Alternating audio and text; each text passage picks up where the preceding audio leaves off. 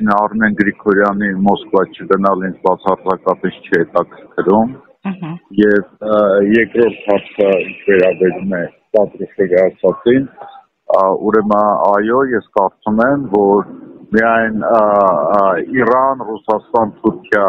այդ տիրույթում է կարող է լուծվել տարածաշրջանի հարցերը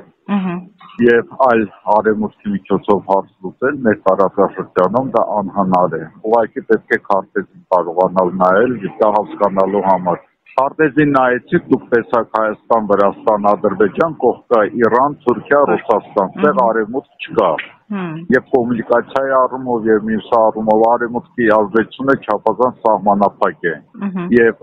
այս տարածաշրջանի հարցերը այդ երեք երկրները միավորված են նրա շուրջ, որ արևմուտք չլինի, ով արևմուտք է բերելու նա հարված է ստանալու։